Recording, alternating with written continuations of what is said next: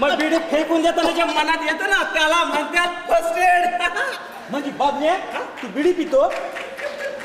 नाही बा, मग मी नाक्यावर ते बिडीचं गाणं ऐकलं आणि तेव्हा आलं आपल्या डोचक्यात. मला वाटलं का बिडी बिडी पितो नाही काय?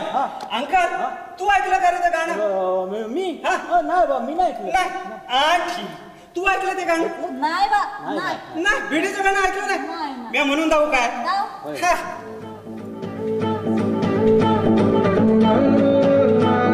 बीड़ी जलाइले जिगर से पिया, जिगर में बड़ी आग है, आग है, आग है. बीड़ी जलाइले जिगर से पिया, जिगर में बड़ी आग है, आग है, आग है. न गिला न लिहाफ, न गिलाफ न लिहाफ, ठंडी हवा भी खिलाफ. ससुरी ए ससुरी इतनी सर्दी है किसी का लिहाफ लहिले, चापड़ोसी के चूल्हे से आग लहिले. बीड़ी जलाइले जिगर से पिया, जिगर में बड़ी आग है, आग है, आग है, आग है, आग है. बाबन्या तुझी नौटंकी बंद कर आता आणि मला सांग तू काय करायचं ठरवलं? अंकल आपण पिक्चर मध्ये जायचं ठरवलंय बघ. पिक्चर मध्ये काय म्हणजे तोंडाला रंग फासून नाचायचं म्हण की तुला? अंकल पिक्चर मध्ये आजकाल लाईव्ह वॅकन्सी आहे बघ. तो शाहरुख खान सोडला तर आणखी कोण आहे तिकडं?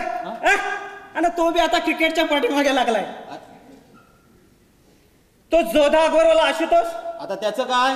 त्याच्या आगामी बाजीराव मस्तानी पिक्चर मध्ये आपल्याला बाजीरावाचा रोल देईल ना, तेव्हा बघत बसशील तो. कोण रोल द्या?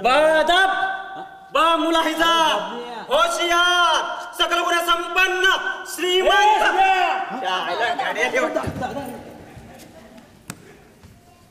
अरे दादा ये दादा ये. अरे काय चाललंय? अरे बाबन्या उठ की, दादाला बसायला दे. पिताजी असू दे बस दादा बस. काय रे सुद्या? अरे काल तुझ्या कंपनीत निरोप धाडला होता शेवंताकडे ये म्हणून, पण तू आलाच नाही सा. अरे मोठ्या भावाच काय मान बिना असतो का नाही जो मुंबईत? अरे दादा ड्युटी सोडून कसं येणार? डायरेक्टर साहेबांच्या गाडीवर आहे ना म्या. अरे पण ड्युटी तर रोजचीच आहे. पाहुणे राहणं काय रोज येत होय आपल्याकडे? पाहुणं? काल कोण पाहुणं आलं होतं? अरे आपल्या बबण्याला बघायला पोरीकडची मंडळी आलती काल. अच्छा. अहो दादा, आपला बाबने अजून कामाला बी नाही आणि त्याचं लगीन करायला निघाला वय. मी म्हणते एवढी घाई कशा पाय? होय दादा, भोसल्यांच्या घरात बायकांनी बोलायची पद्धत नाही आहे. दादा लहान तोंडी मोठा घास घेते, पर भोसल्यांच्या घरातली जी जाई बोलली म्हणून महाराष्ट्राला शिवबा मिळाला. बस सिंधू, आम्ही तो वाद घालायला नाही आलो. अरे आमच्या बबण्याचं लगीन करायचं आहे, निम्मा खर्च बी करायचा आहे. हा तेव्हा 50,000 रुपयाची सोय तुम्ही करायची हे सांगायला आलो आम्ही इथं. अरे दादा अंगावर आधीच एवढं कर्ज आहे, आता कुठून आणू एवढं पैसे? ते मला काय ठाव नाही. दादा जरा सबुरीनं घ्या. सबुरी नको शिकव मला. पैशाची सोय झाल्या बिगर मी तुझ्या घरी पाण्याचा थेंब बी पिणार नाही. ही काय दगडाची रेख. चाललो आम्ही. दादा माझा पिताजी, दादा लहानाचा मोठा गेला बंबईला पाण्याला पैसा कुठला? अरे देवा, शाहरुख खानचा एखादा रोल तरी माझ्यासाठी पाठव, नाही तर लॉटरीचं तिकीट तरी लाव. बाबन्या अरे पुढ्या असे 1 रुपया देऊन कुठं लाखभर रुपये मिळतात वय?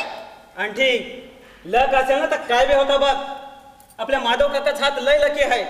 मी माझं लॉटरीचं तिकीट त्यांनाच बघायला सांगितलंय. आता हे लक म्हणजे काय र? आता घ्या. लक म्हणजे तुला माहिती नाही.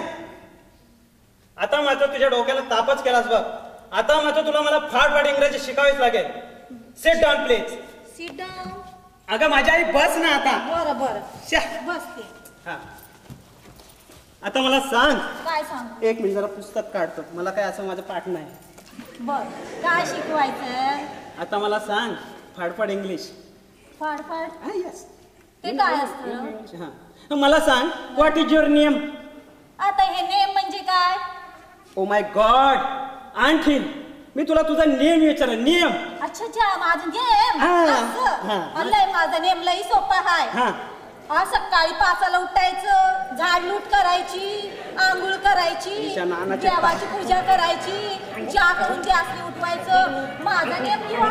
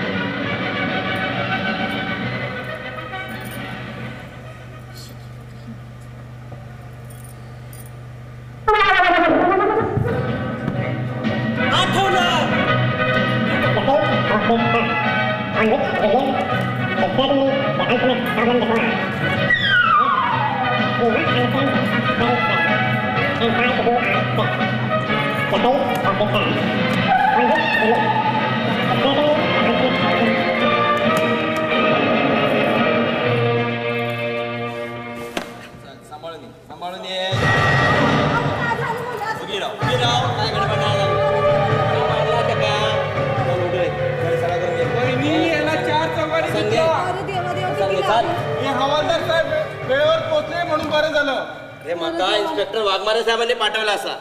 त्यांच्या डायरेक्टर साहेबांचा फोन येलो होतो म्हणून गेटावर गेले. बघतोय ते ह्याका जोडतं. हवालदार सर बसा बसा. अहो पर यांचं कपडं कशा पाय फाटलं. अगो वहिनी तुझ्या गोवाची धुलाई कोणी केल्या माहित असा तुका? अरे मेले आता मान किती खाली घालत. अरे काय रे किती कर्ज घेतलंस पठाणाकडसून? साहेब साहेब 30,000 रुपये साहेब. 30,000 रुपये कर्ज घेतला आणि परत फेडलंस की नाही काय? साहेब साहेब पांडुरंगाची शपथ घेऊन सांगतो साहेब, आज पाहतो 50-60 रुपये फेडलं बघा, तरी बी या राक्षसाचं पोट नाही भरत. अरे 50-60 रुपये तुझ्याकडनं त्यांनी घेतले. तो पठाण तुका असो लुबाडता ह्या माहीत पडल्यावर पोलिसात तक्रार करूची नाही?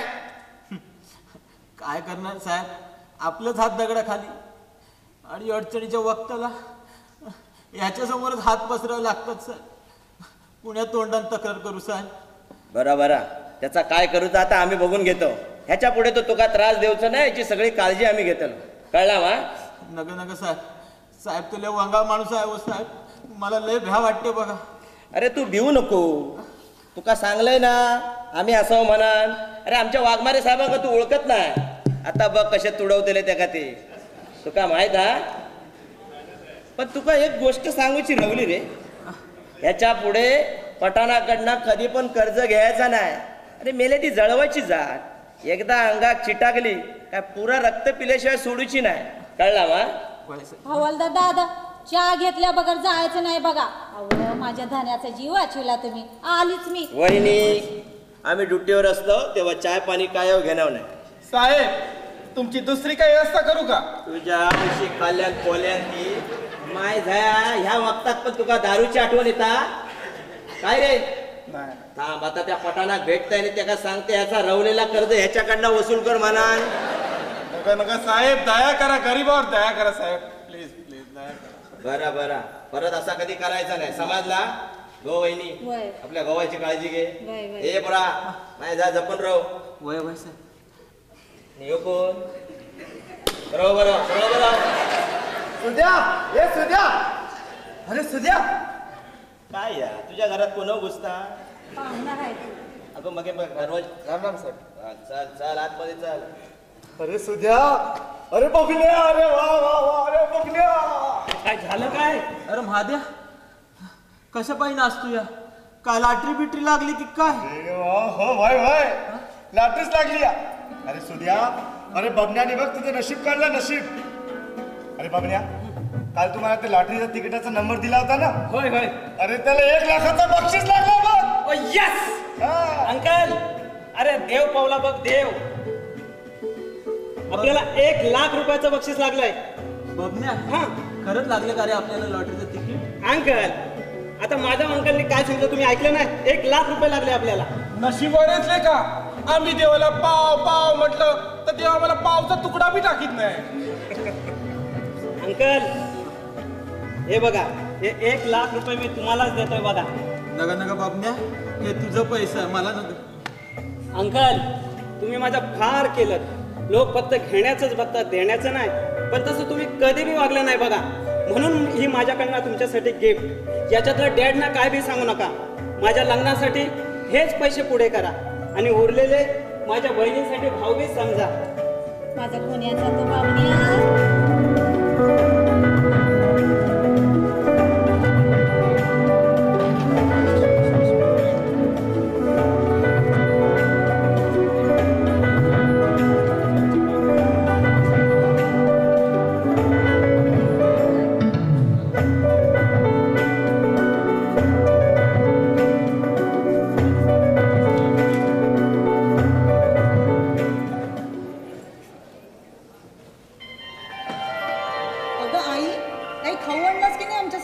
आणलंय तर दे तरी.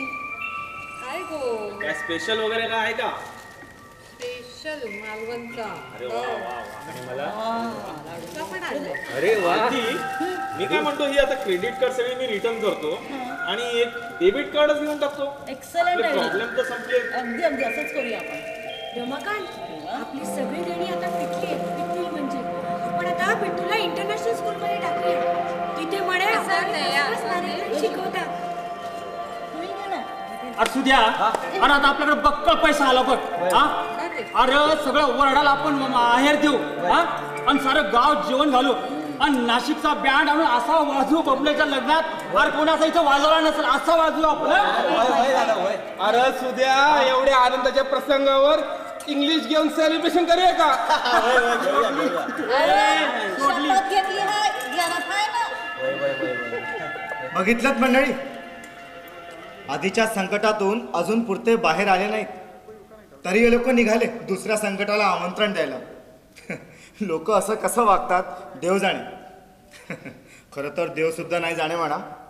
बरं ते जाऊ द्या. आधी मला सांगा, कशी वाटली आमची गोष्ट? आवडली ना? नाही म्हणजे तुमच्या चेहऱ्यावरचे भाव काही वेगळंच सांगतायत म्हणून म्हटलं. आम्ही केलेल्या गोष्टीचा हा गोड गोड शेवट तुमच्या मनाला तर भावला, पण बुद्धीला नाही पटला. हो ना? खरं आहे तुमचं.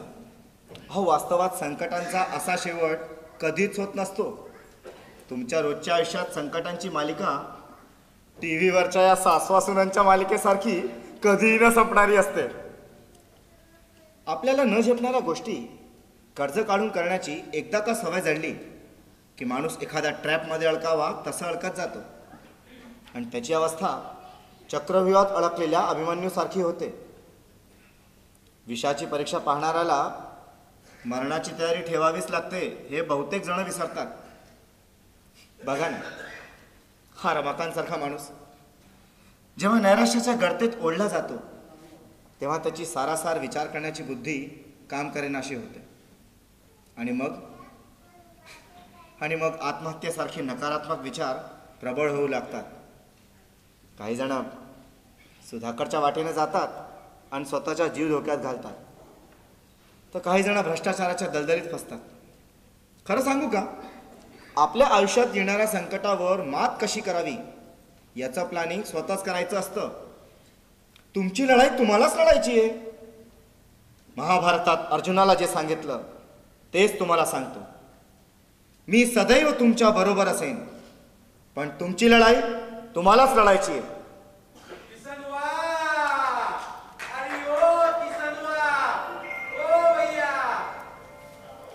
बिरजी भैया आवा आवा आवा. हो बिरजी भैया आवा आवा. मंडळी, हा आमच्या गावाकडचा दूधवाला.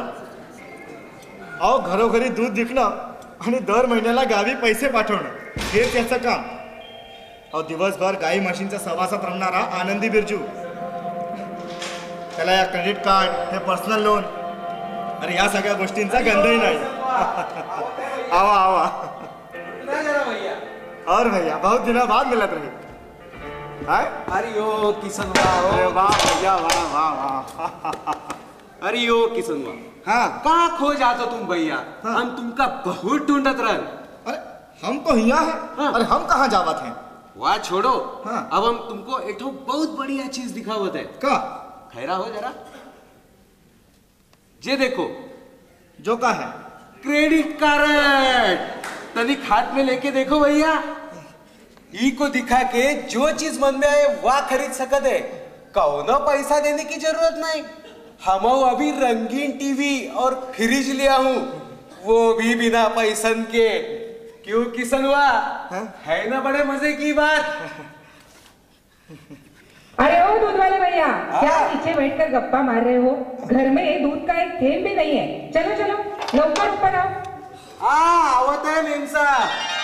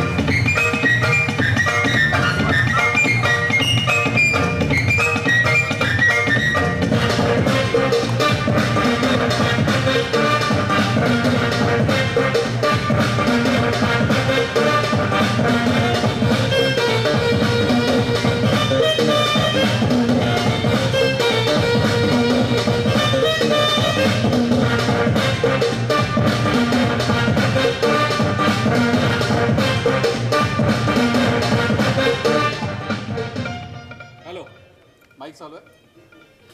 शेवटची 2च मिनिटं आपले घेणार आहे. आज हे नाटक वेगवेगळ्या लोकांनी मदत केल्यामुळेच सिद्ध झालेलं आहे.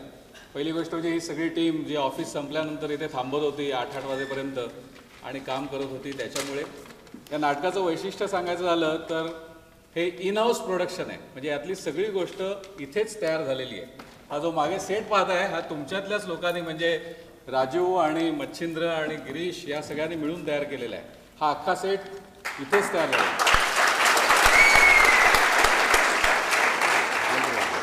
त्यानंतर हे नाटक हे सुद्धा इन हाऊस लिखाण आहे. हे डॉक्टर राजेंद्र आगरकर आता डॉक्टरी